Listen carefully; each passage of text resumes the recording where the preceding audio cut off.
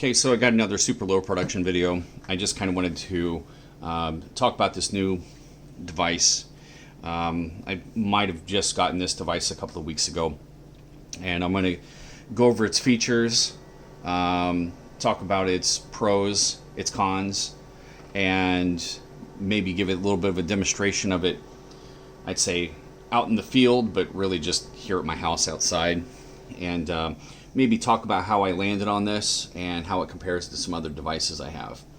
Okay, so I don't think that I really need to get too much into the specifications here. I feel like you can maybe pause the video and zoom in on some of this stuff, but the main thing is that they're calling these digital night vision binoculars. And night vision is kind of a new concept to me. I know there's analog and there's digital, and digital is the cheaper stuff. And I want to say these were $350, something like that. But this stuff has gotten really good. There's definitely some uses that where this may apply. Okay, so first thing is that the binoculars, it's that's a little misleading, but the marketing jargon works here because you're not going to use this for looking at things up close, especially at night. You're most likely going to get the most out of this if you have it up on a tripod and you're zoomed in using the night vision. Now, it'll work during the day. In fact, it works really good during the day. And it also has 20 times optical zoom and then 4 times digital zoom. And the 4 times digital zoom actually looks pretty good during the day, in my opinion. It doesn't look good at night. So supposedly the camera sensor is 4K, but nothing else about this device is 4K. It doesn't record in 4K. It doesn't display in 4K. It's basically 1080p once you actually hit record or snap a picture. Okay, so here they say it's got a 5 watt 850 nanometer laser. That's going to be your infrared emitter, and that works much like a flashlight for your eyes, but your eyes can't see that light, but the camera can. So that's how that works. And basically you're going to look through this part here. And they've got 2 units here, by the way. They've got one flat. This is what you're going to look through with your eyes, and then it looks through this, and then the infrared's blasted out of this. So here's the box. Unfortunately, I've shot this video several times, and I keep just redoing it because I keep thinking of new things. I don't write scripts. I try to do super low production stuff. So anyways, I kind of forget what I've talked about and not talked about in this particular video. So I hope I don't repeat myself too much. Okay, so there's the box. What do you get in the box? Well, this is in the box. This is the hard case that it comes in, and inside this case is some of this other stuff. You get a little, I feel like maybe a quick start guide here. We'll talk about this. I'm not a big fan of how this works. And then you get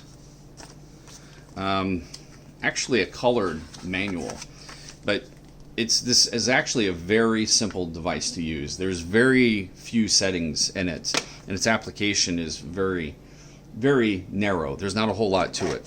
You get this nice strap. I suppose you can use this for the case, or you could use this for the binocular. The binocular actually has its own metal loops that you can use for strapping this on. And in case I haven't said this already, it's not a binocular. And I don't technically know what the definition of a binocular, but bi means 2, and probably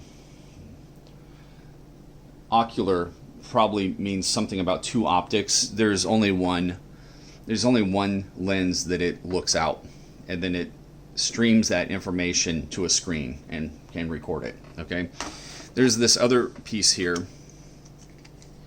This is just a card reader. You have a USB-C, USB-A, whatever that is. That's some sort of proprietary Apple thing. And then SD, micro SD. So it's kind of cool they threw that in, I guess. I haven't used it yet. So let me throw this junk in here, get it out of the way. And in case I have not said this yet, I have found that this unit is being sold under, so far, I've noticed 3 different companies with 3 different names and 3 different models. Okay. So here's the star of the show. It's this guy. You get this nice case, and there it is. Now, you may notice I put a metal ring here. This is my own doing, and the reason being is that this case will turn this device on. It will press that button. That's the power button. If you press and hold this button for 3 to 5 seconds, it'll turn it on. And that's not good. There's been several times where I've pulled it out of the case and the batteries were dead. So I've learned to pack extra batteries just in case on top of using this ring. Some of this is my fault because I've got it doesn't quite fit in there the way that it should. You can see it's bending a little bit around the shape of the unit because I've put a tripod, I don't know what you call that, like a quick release mounting plate, so I can snap that into a tripod pretty quick. Alright, so let's get this out of the way. And as far as the unit goes, here it is. You're going to hold it like so. If you're not using a tripod, you're going to view the image through this. And basically you power it on and it stays on, and what the camera sees will always be displayed here. And then it's up to you to manually adjust the optical zoom and then the focus. More on that later. Also, this implies to me that you can smash this right up against your face, and you can, but you don't have to. In fact, when I put this on a tripod, my face is, like my eyeballs. I will keep my eyeballs, I don't know, like the front of my stupid face, I'll have like maybe right here, as far back as maybe here. And it still looks pretty good. The display may look like that it's right here, but it's not. They've got some lenses going on here with magnification. I'm guessing there's a little tiny screen in there, somewhere in there, and it's being magnified, and you view it through this. In fact, I can just go ahead and turn this on.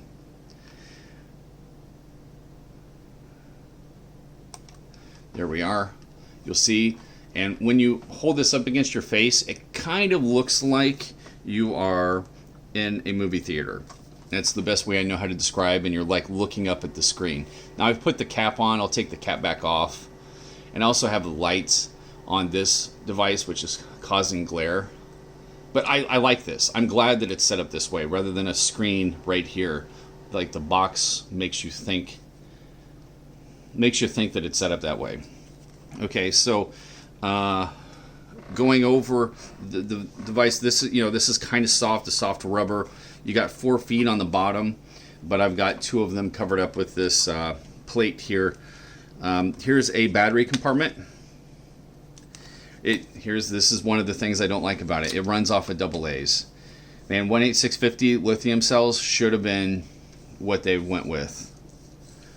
But I don't know, whatever, makes me feel like a kid in the 80s with a toy or a radio or something trying to feed batteries. And now the manual recommends alkalines, but I'm going against the recommendation, and I'm using nickel metal hydride rechargeable. They're just, I've already got them. I've got hundreds of them laying around. So here's one of the metal hooks I was talking about. You got another one on the other side. Oh, and there's another battery compartment on the other side. And you can run this just off of 4 batteries. I'd recommend, at least for me, since I'm using nickel metal hydride, I'm running off of 8s. Because when I turn the infrared on and put it at full blast, it dips the battery down pretty low, because there is a battery meter up in the top right hand corner of the screen. Okay, so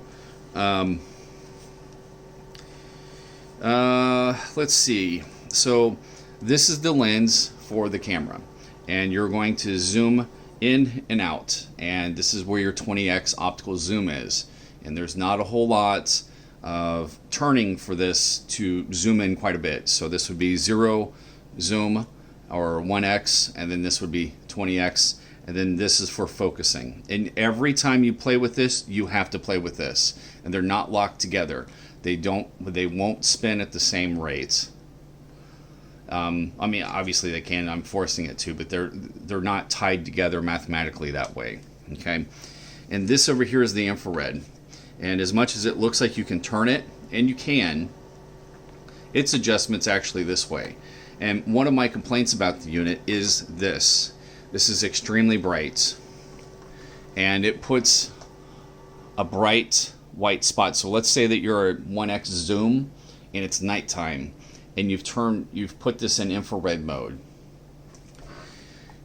It starts beaming light out, and at 1x zoom on your screen, you're going to have this white spot like so in the middle of your screen. And by adjusting this in and out, you're basically taking it from that tight of a beam to that tight of a beam. It's very little adjustment, and it's such a focal, a tight little focused point that it's kind of annoying actually. But when you have that situation occur and you zoom all the way in with the optical zoom and then you bring in the focus, it looks amazing. It looks really good. So I guess one other thing I can point out here that I've noticed this evening is that this is not perfectly straight and aligned with that. So when you're, let's say that you have this tight white infrared beam out here, and you zoom into it. And as you zoom into it with the optical lens, it kind of opens up, and it kind of covers the whole picture, but it's off to the side a little bit. I found that I can, through force, force this over. But what I'm talking about as far as distances, I'm talking like 1,300 feet out.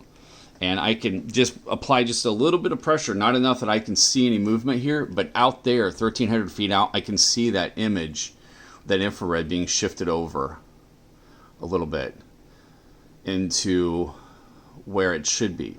And what I found tonight that I found kind of exciting is that it's out of center here. So that you basically, when it's over here like this, by rotating it, you can rotate it like so. I highly doubt that was I doubt it was intentional, but you can bring it in like so, and it will look pretty good. So I guess there's that. I wanted to mention that. Another bad thing about it is that when you when you put it in infrared mode, it drops the IR filter over the camera sensor, allowing nothing but infrared light to come in. It also turns on the infrared beam. I would rather there be a mode in between where it drops the infrared sensor into position but does not turn on the infrared, because I don't necessarily always need that. Let's say I'm scanning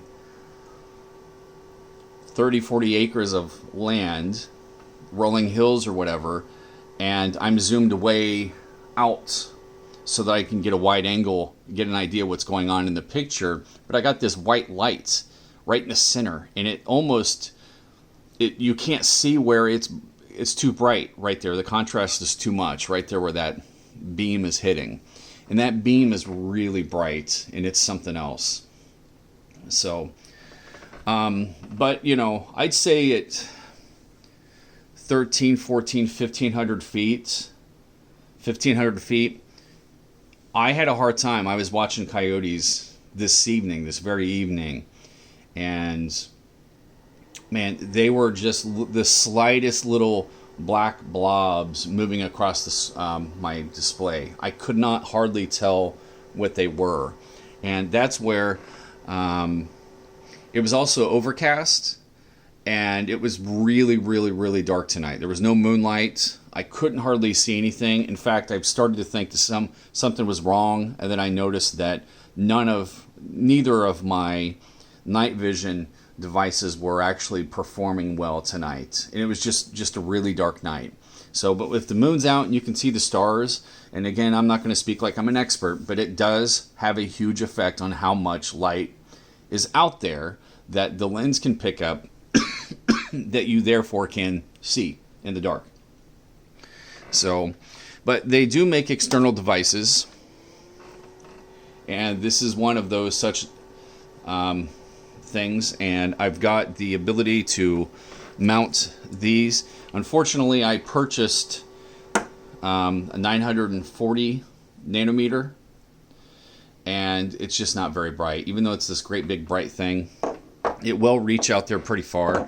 And then I got this 840 nanometer wavelength unit, and this is very bright, but it won't reach out that far. In fact, I think this is 3 watts. The bigger one's 5 watts. I'd like to get one more that's 850, so it'll be a little brighter. So I suppose that's another thing I can talk about, the differences in wavelengths. The 850 puts off a red glow. It's very subtle. I don't think that anyone or any animal will notice it, but it's definitely there. And as a matter of fact, this evening, one thing I can do is I'll just point at the wall over here and turn the infrared on, and you should see the beam. There's the beam. That's how tight it is here in the house, and that's the adjustment I'm talking about. Now imagine that at 1,500 feet. Now granted, this camera really isn't designed to be picking up infrared. If you were looking through a camera that had infrared filter on, it would look really bright right there. It'd be a great big white spot, almost like you're looking at the sun. It's just really bright. And that light's bouncing all over this room. I'm sure it is. Even though it looks like it's just this faint little pink light over there, it's actually really bright. Just that our eyes in this camera is not seeing it too well. Okay, so what can I say next? Well, I've talked about some of the bad, and some of the good is that I am very impressed with how well it actually performs. I thought that the price was cheap, and I don't know, it seems to perform well. I've been having a lot of fun. I've probably taken it out maybe 10 or 20 times now in the last couple of weeks. I took it to a sporting event and set up a tripod. I rode my electric bicycle out to the field, or up on a hill, and I was looking down on a track field, and it was filming the kids and the people in the stands and everybody just cheering and having a good time. And it looked great. And again, the optical zoom looked great. And it was during the day, so I didn't need the infrared with the night vision. So I guess as far as other things, I did not cover this panel over here. And here you have micro HDMI. So you get a little adapter, and then you can plug an HDMI into that. Or you can just buy a micro HDMI cable, plug it into your TV, and I'm assuming that whatever you see here on the display will just in turn be displayed on your TV. Perhaps there's uses out in the field. I don't know. Maybe you can run it. Maybe you've got a blind, a blind setup somewhere, and you've send this over to some HDMI input to a laptop screen, and you can watch it that way rather than having to keep your head up here looking at this. That might be an idea as well. And boy, I can feel the heat coming off of this. And again, as faint as that looks on my hand, it's actually pretty bright. I can feel the warmth. I mean, it's not a lot. I mean, it's not cooking me or nothing, but I definitely can feel a temperature differential taking place here. Okay, so you also have a USB-C port. And if you plug this into your computer, it turns this into basically a USB card reader for that card. It comes with, let me turn this off so I'm not wasting the battery and blasting that light all over the place for no reason. Basically, it turns this into a card reader, and that's how I'm viewing the videos. And I've not even snapped a picture on purpose. I know I've snapped a few pictures, but I just don't care. To me, it's about the video. But I've watched a couple of other YouTube videos, and I've seen maybe one or two guys say that you can use this to charge your batteries in this. And I'm going to highly suggest that that's not possible, and that would be a bad design characteristic if it was true, because this device wouldn't know if you had alkaline batteries in here versus rechargeable. It just sees a voltage source. So you don't want to charge alkalines, and the manual recommends alkalines, and I highly doubt that there's any kind of mechanism in there that can say, you must be running nickel metal hydride and you're plugged into a PC, so let's charge. I could be wrong, but I highly doubt it. Then of course there's your micro SD card, and it comes with a 32 gig, which is tiny for today's standards, but it works. It's free, it's there, it's ready to go. I think the manual says that it can go up to 128 gigs. There might be ways around that. There might be ways to go with bigger. And I will admit that I filled this up and then was out in the field and didn't know that it was full. And I ended up just formatting the card and starting over, which kind of sucked, but every time I take this thing out, I'm shooting video. I don't always review the footage, but anyways, there's that. So I probably will be upgrading this. I've probably got cards laying around here somewhere. Okay, so we're going to try to pop this in here, not take up too much time. All right. Okay, so now I'm going to show it in use, and I'm not going to be being real fancy about this. Basically, I'm just going to set this up on a tripod, and we're going to point this camera at its screen, and it'll get the job done. So give me a second. I'm going to pause this video and set that up, and we'll go from there. Okay, got the video going again, and I'm going to take you along on this journey here of me turning it on, and we're going to show you the display, the menu, and we're going to show what it looks like out here. Okay, so here's I'll turn the light on here so you can see what it looks like on the tripod. Kind of looks like a professional looking rig. Alright, so now we're going to turn the light off, and I'm going to show you, we're going to look, you can see it is dark out there, and we're going to look into the abyss. So now we're going to look into my display on the camera, but first I'm going to power it on. So 1, 2, 3, 4, let off, and there we are.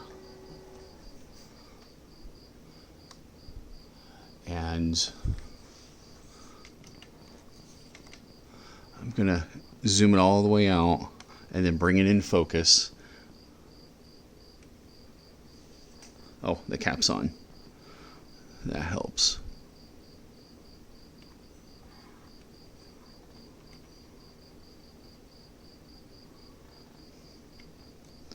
Okay, I wanted you to see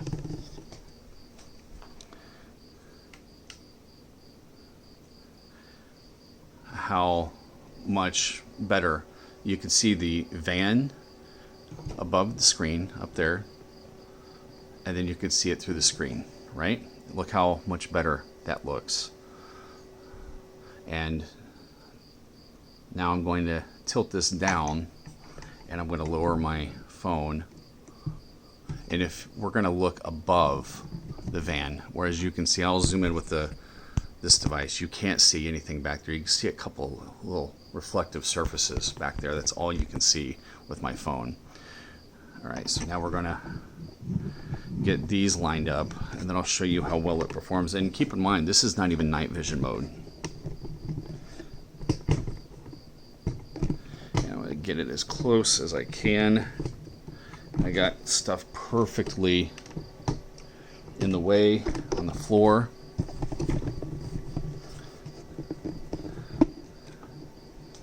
Okay.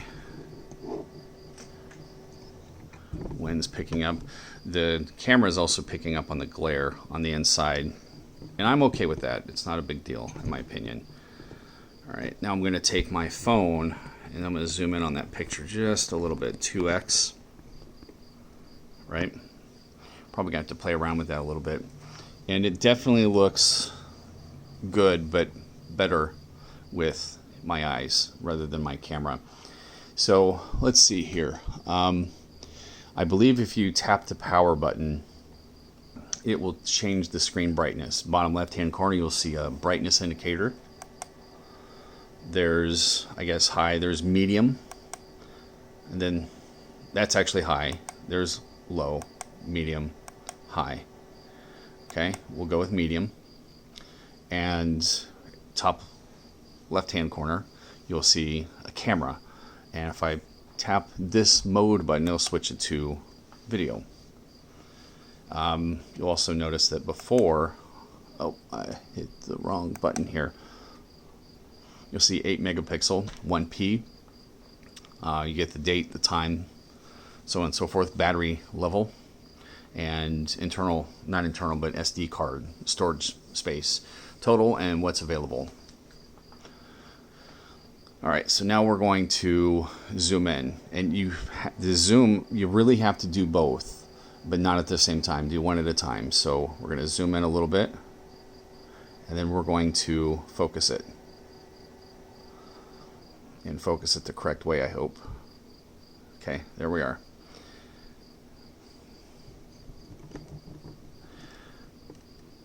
So you can see that house back there. And again, there's the van. That's what a normal camera and what my eyes can see. That's what this device can see.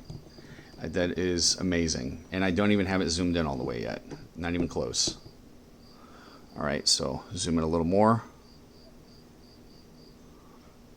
And then bring it into focus.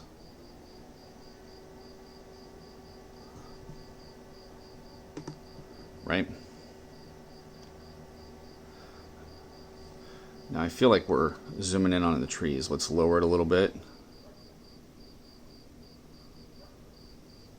We're going to zoom in a little more. And then we're going to bring it into focus.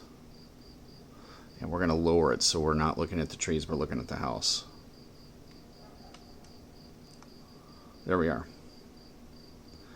And we're going to see where I am with the zoom. There we are. That's zoomed in all the way. And I just brought it into focus. I don't know exactly how far that is. I'm going to guess 600 feet or so. That is the back. I'm looking through several backyards and looking at someone's house. And we have long yards in this neighborhood. And then if I turn this, now your eyes can't make sense of what we're looking at, but we're looking several blocks away. That is yet across the street yet again, and looking into the back of, I believe that's a barn in the backyard of somebody else's house 2 blocks away. And that focus is very touchy. And again, this is with no night vision. All right, so now what we're going to do is we're going to zoom all the way out. And you will notice that you will have 2 places line up that you can zoom in on. I'm sorry, focus on. Sometimes. That didn't happen that time. So there's zoomed out all the way. Now we're going to do the digital zoom, which would be this one. and we went from 1x to 1.2x digital. Do it again, 1.4, and it goes all the way up to 4. And if this was daytime, that would look fine. It would look good. But it's night and it's struggling, so it's not going to look the greatest. I'll play with the zoom, see if I can get it to zoom in on the house.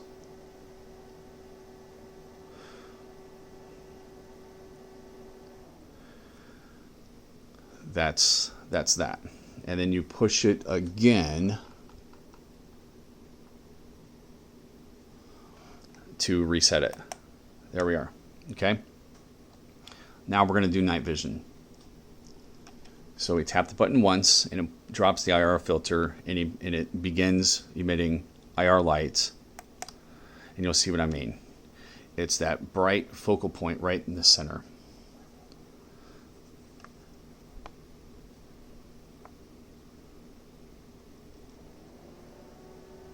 And luckily,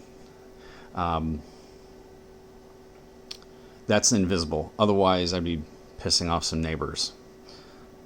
So now what we're going to do, now we're going to zoom into that.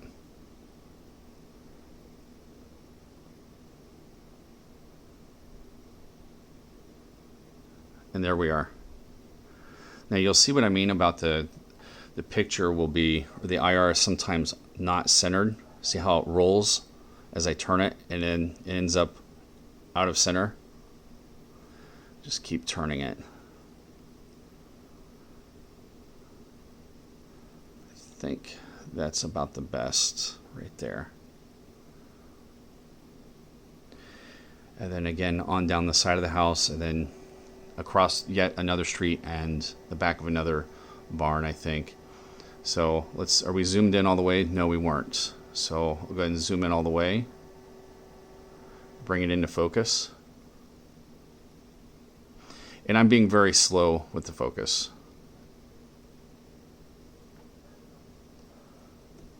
All right, now let's focus on those trash cans.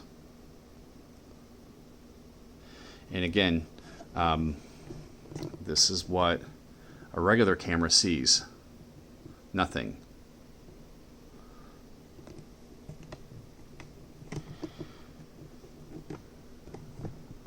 Okay, now we're going to do digital zoom with IR on, and that would be this button. There's 1.2, 1.4, 1.6. So it's not so bad. There's 3, 3.1. I mean, you could see in the bottom right hand corner there's 4 times digital zoom. And supposedly this has got a 4K sensor in it. One thing I didn't mention is that you can, I found a setting in the menu where you can, let's just zoom this all the way out.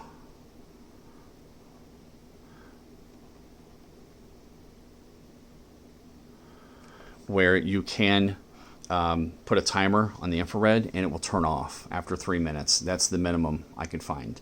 Now, so I'm going to pause this and then set this up outside on the porch, and then we'll look down the block.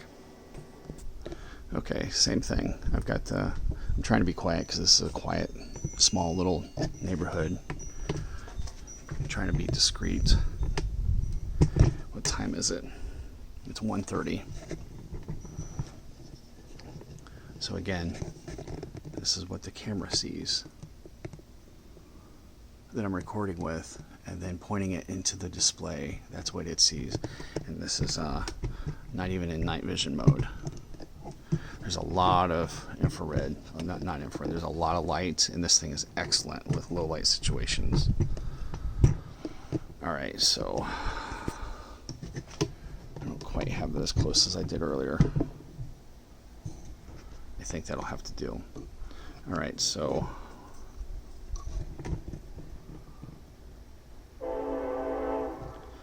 anyways, we're gonna zoom in all the way. Oh, there's coincidentally, there's an intersection point right there.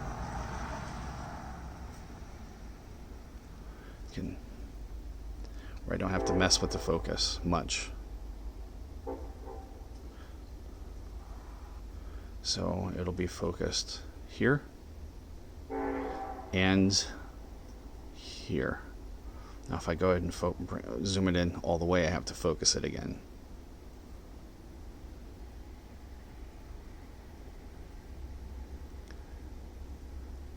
And again, this is now no infrared.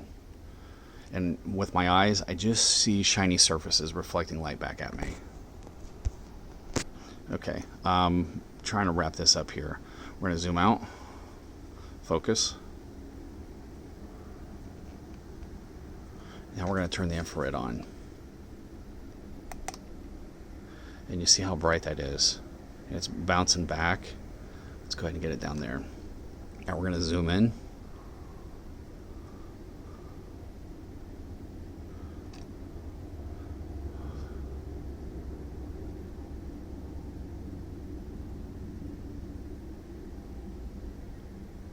There we are. And we'll zoom out. Focus. You'll see what I mean about that bright light. It is super bright.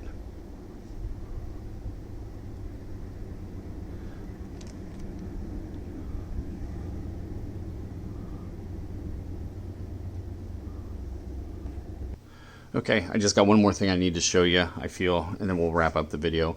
So if you press and hold, let's see, which button is this? It's the, just tap the menu button. There we go. You get into the settings, and then we have the arrow up and down. We have an OK button. I didn't really talk about that. Menu, mode, shot, IR, zoom. That's digital zoom. You tap this to run through all the modes, and then it finally resets. IRs, that goes into night vision, and then it goes from no night vision to night vision with probably 3 watts or something, and probably bumps it up to 4, then it probably bumps up to 5 watts, and you hit it again, then it turns it off. And then this is how you start to record and stop to record or take a picture. And then once you're in the menu, it also becomes okay. So you hit this to get into the menu, to get into the settings. This is the button you press to get between picture mode and video mode. Okay. Okay, we're going to turn this off. I'm going to tilt that screen back up. I didn't script this video, clearly. All right, so there we are. Here's the menus. It's super, you get your language using the arrow keys. Resolution, I'd go with the highest, but I haven't even taken a picture. I don't know what burst number is. And then we got video length, no limit. And then I do want audio. Oh, I didn't mention this. The audio is out of sync by a lot. And I don't know why. I've tried different computers. I've tried different media players, whatever. Date and time settings. I've also set the date on this. Yet the date and time is wrong. I wonder if every time you pull the batteries, you need to reset the date and time. Kind of weird. Timestamp, yeah. Date format, don't care. Brightness, you can toggle that from the main screen, the main interface, so I wouldn't bother to go to the menu for this. Lamp auto on and off, that's the infrared. Auto off, I should probably turn that on. So in case I forget to turn it off or it turns itself on in the case again. Card cycle, I don't know what that means. Card format, that basically erases the entire card. Default setup, that like resets everything to default. Version, etc., etc. So that's back at the top. That pretty much concludes the video. I wanted to get this wrapped up. It's been 39 minutes, and I guess that's all I got for this one.